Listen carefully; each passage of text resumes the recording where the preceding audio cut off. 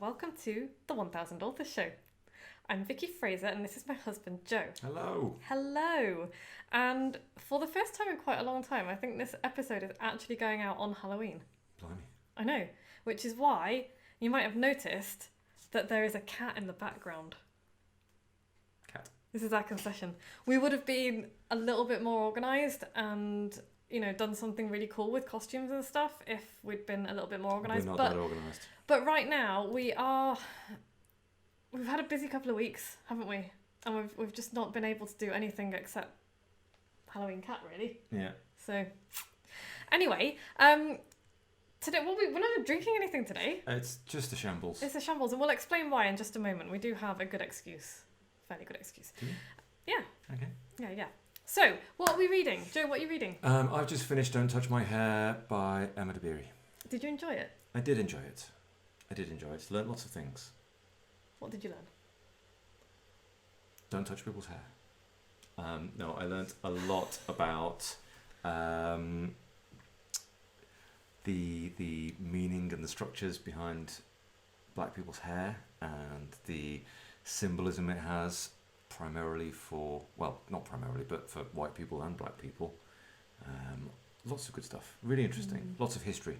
Really, really interesting. It was really fascinating, wasn't it, to read a history of the world and Africa pre-colonialism and colonialism through the lens of hair. It was a really interesting, a fascinating take on the subject, and I loved everything about it. I'm a proper Emma Dabiri fangirl now. There were sections of it where there were paragraphs I did not understand. It was like sort of 3/4 of the way through, there was a very dense section that felt like an academic paper that I was not prepared for. Yeah, she is an academic. I thought that 95% of it was really well done, though, and simplified down to kind of lay people terms. But I had trouble with a few bits as well because I'm not an anthropologist. So yeah. But yeah, it was. I just loved that book. I'm proper fangirl. Noodle is pressing his face up against the window of my office, yowling to come in, despite the fact that he went out less than 5 minutes ago. Yeah. He can stay out now. I think you can. Because I've just mopped my floor. So I am reading fiction. What I am reading is The Bus Driver Who Wanted to Be God by Edgar Kerrett, and that is a book of short stories which you read a couple of weeks ago. Yes, I enjoyed very much. I enjoyed the short stories more than I enjoyed the slightly less short story which comprised half the book. Okay, well I haven't got that far yet because I've just read The Bus Driver Who Wanted to Be God and I loved it. I loved that. It was just... Yes, it was. It was just beautifully done. Yeah, I will talk more about that when I've finished it because I have read the first two. Okay. Non-fiction, I am still reading Read Books All Day and Get Paid for It by Jenny Nash, which is great. It's all about running a book coaching business, which is what I do. Blimey. I know. It's really great and it's really helping me prepare for the new coaching that I'm about to start with my new business coach, Nice. Hilary Weiss. Hi, Hilary! Hi, Hilary. I'm really excited about it.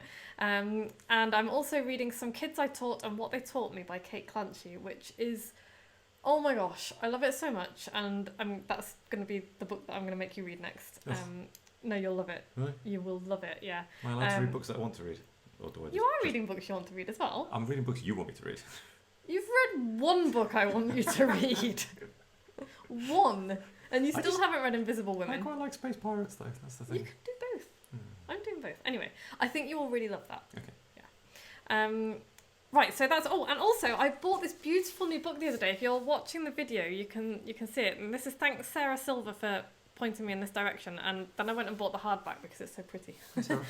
And it's called The Cabinet of Linguistic Curiosities, a yearbook of forgotten words. And so for each day of the year, there's a new word. Mm-hmm. Today's word is xenotransplantation. Noun, the transplantation of non-human material into a human patient. So like roots and potatoes. What? And trills. Anyway. I'm not sure that's what it meant. No, it doesn't.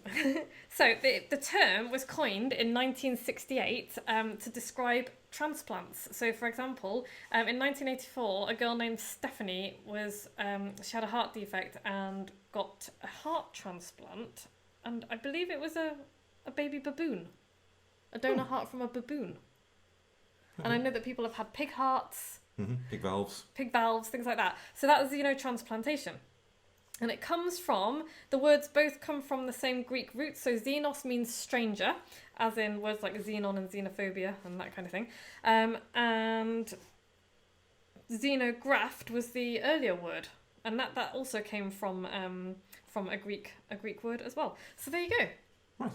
Stranger. Word of the day. Yeah, word of the day. So we should be doing more of these. Okay. So you'll have that to look forward to, or, just skip past. Okay, and the reason that we are so disorganised is that we've had builders in for the last 2 weeks. Yes. We now have new windows. We also have some holes. We have 3 new windows and 1 big hole. Big hole. Which is being filled this week by another new window. And oh my goodness, the windows are beautiful. They're so beautiful. Oaky goodness. Solid oak, double glazed. They actually open. This is very exciting. Amazing. It's like oof. There's going to be a new blog up on Project Dingle, hopefully by the time you read this, projectdingle.co.uk, if you want to follow the progress of our windows and see a picture of the original 17th century window frame that we've just uncovered this afternoon. When I say we, I mean Ken and Phil. Who are fitting our windows. Yes. So yeah, anyway, we are in week 2 of my editing series, and this is the final week of the editing series. Okay, that's a short series. It is. It's a by Opic? No. It's a there's a word for it, I'm sure. A 2-part series. It's 2-parter. We could just have 2-part series. We should, yeah. Maybe edit some of that. Maybe not.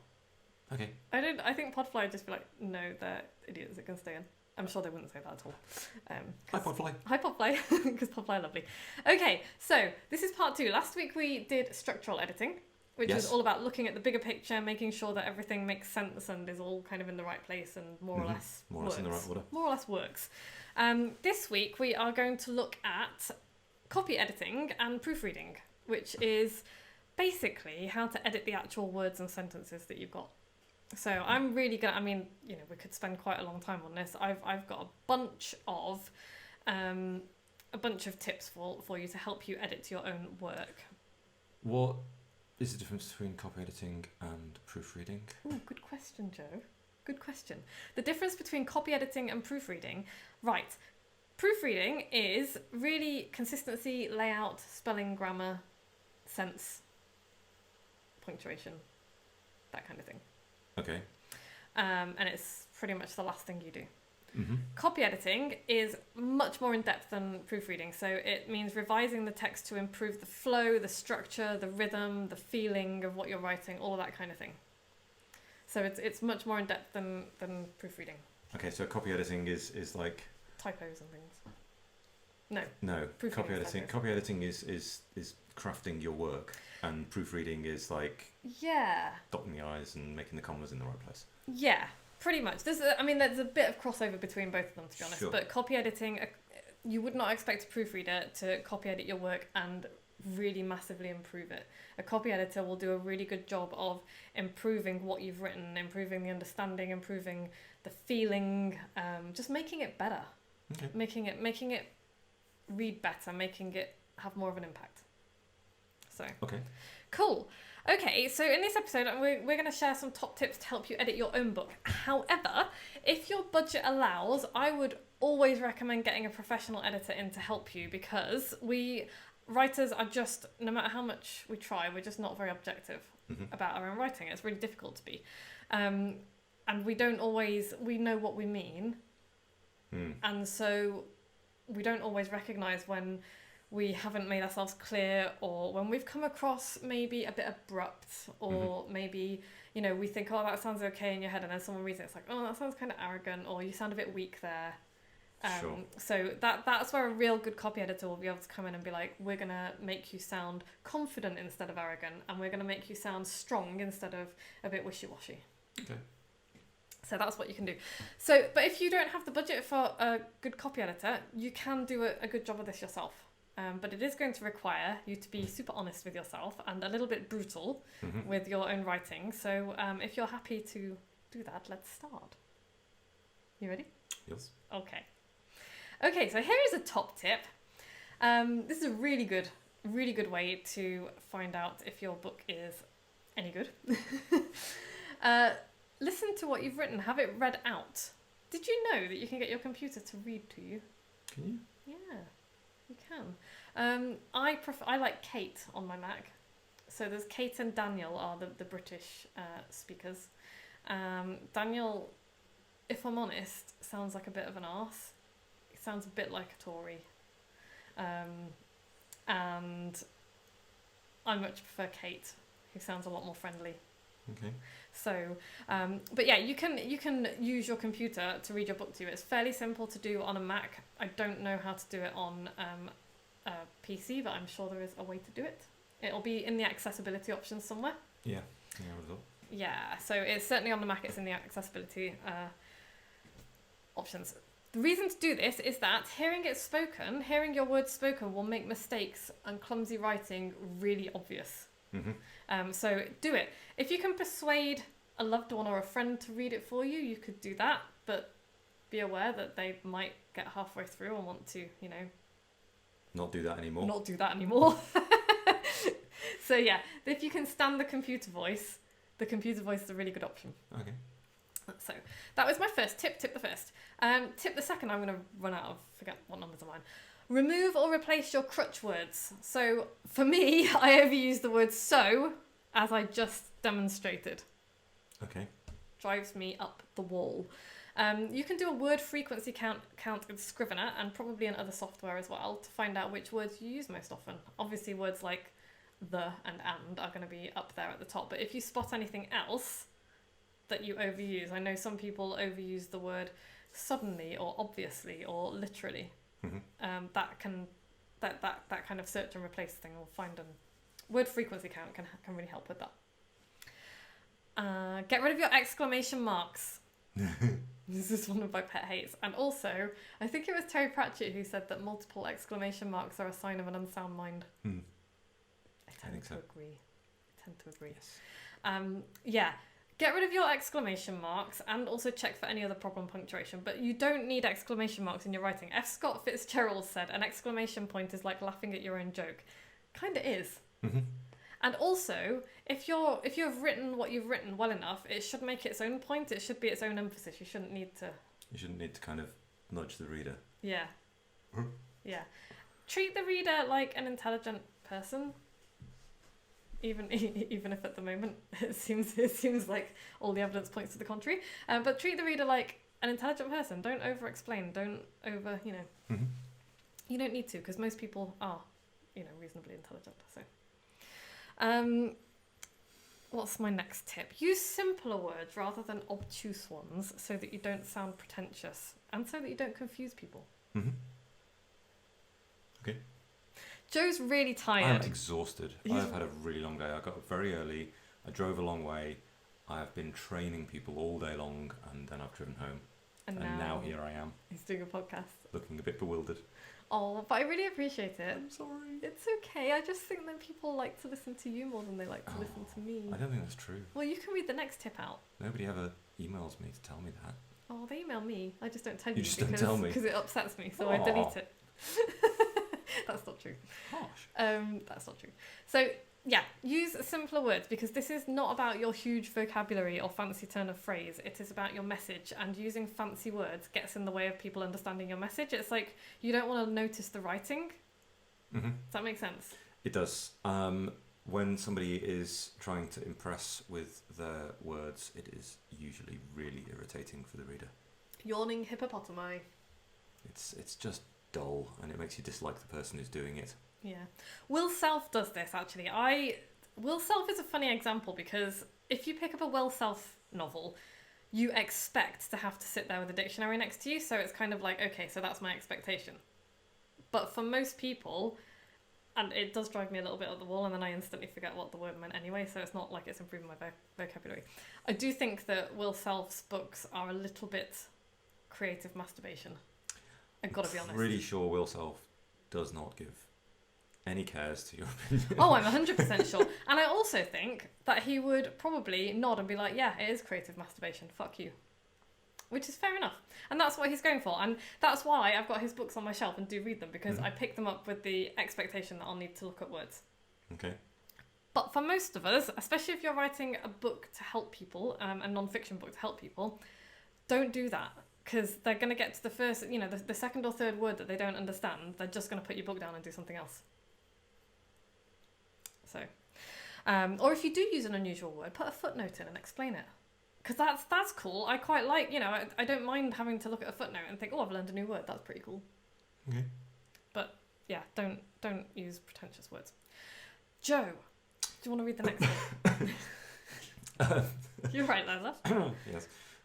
Check all the chapter starts. Have you spent too much time clearing your throat? Ditch it and get to the point. I've just realised that these are notes for me, not for you. So, you're right, love. I just need to clear my throat. Would you like some water? Okay. So what Joe meant by that tip was, at the beginning of chapters or new sections, what we tend to do is warm up with our writing, and so we will spend a little bit of time clearing our throat and setting the scene and babbling, Faffing about. Faffing about. Like the first 20 minutes of this podcast usually is just kind of fluff before we get to the actual point of it. Yeah. I mean, some people like that. I don't know. It's like the olives before you get to the cake. Okay. Yeah. So, have you spent too much time setting the scene or clearing your throat at the beginning of your chapter? The answer will almost certainly be yes. And you can usually ditch a good portion of it. Currently going through a couple of manuscripts at the moment for clients, and I've got my big red pen out, and I'm like, we could ditch this because this next couple of paragraphs is a really good start. Mm-hmm. And it doesn't mean that your writing is not good, it just means we don't need all the preamble. Well, that stuff can be used elsewhere if need be, We've said it before, if you've written loads of stuff and it's not the right place for it, you can always call it an article, make it an email, put it somewhere else. Well, even then, though, it's like, let's get to the point. Yeah. Get to the point. Get to the point fast. Okay, next one. Omit needless words. I like that tip because it is in itself omits needless words. Words like that, and often up and down. So rather than how often are you saying up and down?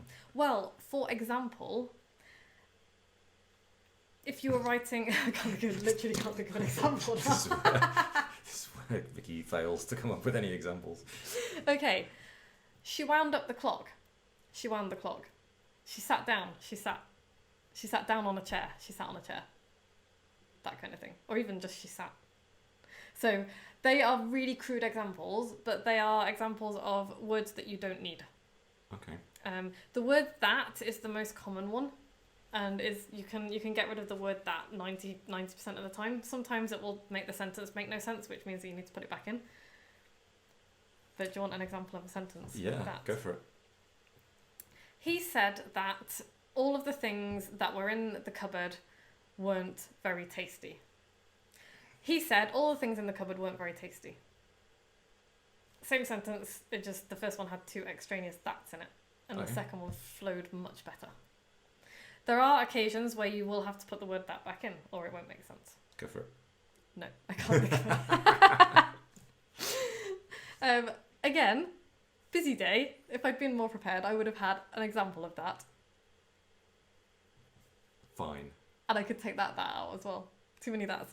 Okay, doesn't sound like a real word anymore. Right. Okay, next tip, Joe. Ditch the shoe leather.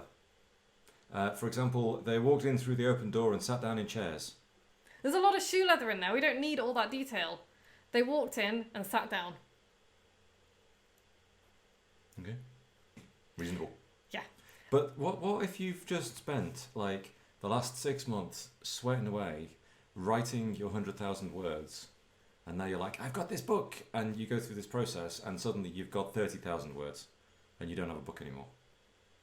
Well, first of all, if your 100,000 words is filled with things like they walked in through the open door and sat down in chairs, your 30,000 word book is going to be infinitely better. Second of all, 30,000 words is a book. Is it? Yeah, it's a short book, but it's a book. Okay. The average non-fiction book is around 50 or 60,000 words, but that doesn't mean it has to be. Like my Mindles. My Mindles are dinky. Mindle. Mindle. New word. New word. We'll come back to that, reader, listener. Okay. Cool. Viewer. All right. Okay, so that's really, what we mean by shoe leather is needless and boring detail. We don't need it. We don't need to know everything. Just pick out, think of it as, this is one of my favourite ever tips. Think of it as, what would a director film for the close-up?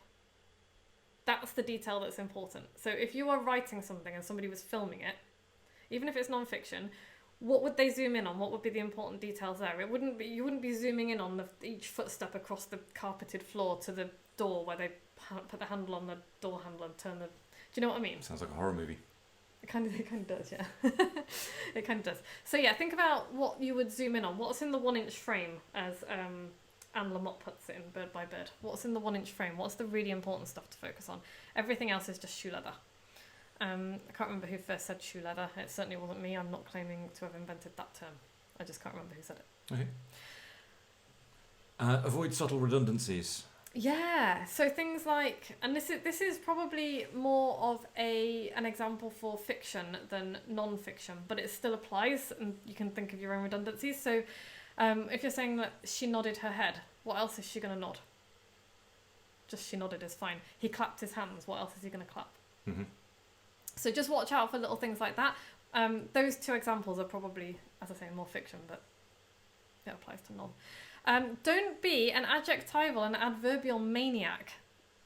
Good writing is mostly strong nouns and verbs, not excessive adjectives. So use adjectives and adverbs really sparingly. I've just used an unnecessary adverb, really. So the word very and all of its cousins, like really and totally and all of that kind of thing, ditch them. They're just weak. They weaken a good word. So, and especially don't use the words good or nice. Mm-hmm. Oh, they're just boring. Just weak. They're weak, yeah. So instead of saying that somebody was really angry, say they were furious or incandescent or something more interesting than just really angry, because that doesn't, it's flat. It doesn't conjure up anything. But if you say somebody was furious, then instantly I get the idea of kind of, a red face and slightly shiny and slightly silly hair, because it's just because somebody's furious. It's more passionate. There's feeling in it. And related to that is show, don't tell. So, for example, I spent ages trying to come up with show, don't tell. I face-palmed violently because I was so frustrated and angry. If you just say I face-palmed hard, that kind of conveys the idea that I was frustrated and angry. I don't need to explain that. Mm-hmm. It's like, I slammed a door because I was really angry. Just slam the door. Does that make sense? Yeah. Yeah. So that's not a great example because, like I said, I threw this together fairly quickly. Okay, cool. But don't over-explain. What's the next one? Specifics add truth. Use them. Yeah. So if you're telling a story and you can use statistics and there's a very specific number. So if you know that you did something for a client that made them, very specifically £23,462, give that number. Don't say over £20,000 because that immediately has the ring of not untruth, but it's less believable. Yeah. It's less believable. Specifics, details have the ring of truth to them, so use it. It also adds a richness to what you're talking about as well. So, and it's not just... But it kind of sounds like there's a balance between like excessive detail, shoe leather, and getting the specifics in. And that's where a copy editor will really help you, because they will be able to help you decide what's important and what isn't. And I've got a couple of really good examples in a manuscript that I'm editing now. Obviously I can't share them because it's not my manuscript, but there was a story being told. There was a really good story, and there was an awful lot of technical detail in there about what was going on with the vehicle involved and all the rest of it. And I've put a red pen through a big chunk of it because actually that was a lot of technical detail that I found it difficult to understand. As a person who wasn't involved in that industry and all the rest of it. So it didn't need to be in there because the story had much more of an impact, in fact, without all of that detail. But I could tell that from the outside because I'm the reader and also I'm an editor. This is what I do for a living. The writer couldn't see it because they were very technical and they doing were a technical very thing. technical and doing a technical thing, and to them it was part of the story. It was an important part of the story. It's not an important part of the story for most of us. Does that make sense? Mm-hmm. Does that help? Yeah. Okay. Cool. So sometimes we don't know what details to include and what details not to include, and that's where outside readers will really help you with that. Okay, and my final tip for editing is avoid distracting mannerisms in your writing, punctuation, and typesetting. And what I mean by that is, and this is where I break one of my own rules, is like making up your own words. I make up my own words sometimes, and I make no apologies for that, but they're not words that... I tend to make up words that are quite onomatopoeic, or they will add something, and they're very me. Mm-hmm. What I don't do is things like trying to add drama by using layout and type. Leave that for poetry, right? We're talking about books here. So, for example, if you were going to say somebody fell down the stairs, and it was like, oh, ... my ... God ... bold, he fell down the stairs in capital letters. You don't need to do that. It's distracting. It screams amateur. Mm-hmm. And it just means that you haven't put enough thought into thinking about what it might look and feel like to fall down the stairs. And this is what we're talking about: show, don't tell. Mm-hmm. That's telling. It's not just telling; it's screaming it in your face, and it's also distracting, like visually, because you're stumbling around and it's not flowing, is it? Exactly. So, and then I don't think there's much to say really about proofreading, because it's literally looking out for spelling and grammar and typos and things like that. Everybody knows what a proofreader is. It's difficult to proof your own work, though, isn't it? Because really, yeah. You know what you meant to say when you said it. And it's really important. If you are going to try and proof your own work, you need to have a chunk of time between writing it and proofing it, because you've got to forget what you meant to say at that point, I think. And there are loads of tips out there for proofing. Like, some people say read it backwards. I do not have the patience for that kind of nonsense, but people do say read it backwards, start from the end, and read it paragraph by paragraph, but from the back of the book, right? Which can help you, because you're not reading it in such a way that it flows. So there's that. I don't have the patience for that kind of thing. I can't proofread my own stuff. There is some really good software out there. Grammarly is good. Grammarly will help you. Pro Writing Aid is better. I've actually stopped using Grammarly now, and I now have changed to Pro Writing Aid because it's just better. Mm-hmm. But none of those things can beat the services of a really good proofreader. So if you invest in no other professionals, do you know what? I've thought about this. I've thought if I could only work with one professional, would it be a structural editor, a copy editor, or a proofreader, or a coach? And it very much depends on your level of writing skill, I think. So if you are a really good writer, if you write for a living, you probably wouldn't want to put your money in a copy editor, because you will probably be able to do quite a good job of that yourself. A structural editor might be a good investment, but again, if you do a lot of this, you'll probably be fine. And so I would say if I don't know, really, it's difficult. It depends on...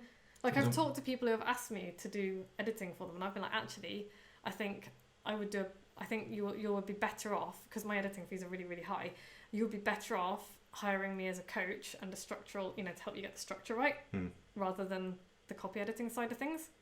And so... It depends where the skills lie, really, as to where the best spend is. But if you have a really, really tight budget, and you're like, oh, I really don't have a lot of money, I would say if you invest in nobody else, a proofreader is the most important. Because a good proofreader often picks up stuff that copy editors will pick up as well. It's just that's not, you can't expect them to. So I hope that is helpful and gives you a few good tips on how to copy edit your own book. As I say, if you've got the budget, invest in a professional, because they will take your manuscript from good to fantastic. A good copy editor will do an amazing job. But yeah, if nothing else, get a proofreader. Cool. Have you got anything to add, Joe, or any questions? I'm just sitting here looking pretty, to be honest. Yeah, you are. You do look pretty. Thank you. I, on the other hand, had to put a hat on because my hair was just misbehaving. My hair has gone a bit ridiculous. I need a haircut. It's got a bit fluffy.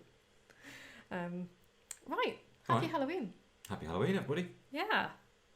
Is that too American? We're going to get British people being like, we don't say Happy Halloween here. Yeah, no trick-or-treating this year or anything. It's a little bit weird. Well, did we really do trick-or-treating anyway? I don't know. But I quite like giving sweets to children. That's well dodgy. At Halloween, obviously. Okay. Right, we've got a review to read. Yes, you do have a review to read. Because we need to get out of here. We do, we need dinner. Okay. 5 out of 5 stars. Ray K. Ray Khan. Ray Khan. Hi, Hi, Ray. Hi, Ray. Yeah. How you doing, Ray? Just brilliant. Vicky and her hubby Joe, that's me, are just over the top. Best part is Vicky knows what the heck she's talking about when it comes to business marketing. In between the chuckles and sips of gin, we need to drink more gin, you will learn some very valuable business marketing lessons, and you cannot help but drink to that. So this was Ray. Thank you, Ray, for Thanks, that Ray. lovely review. Ray wrote that quite a long time ago before I specialised in books and book writing. So, but, you know, if you're writing a book, you need to know how to market the damn thing. And that is one of the things that... We will talk about. Yeah, you're on video. Sorry. Also on audio. That was Joe doing like a Enormous massive yawn. I got up at like 4 o'clock this morning or something. You did not. You So got early. up at 10 to 6 at the same time as so me. early.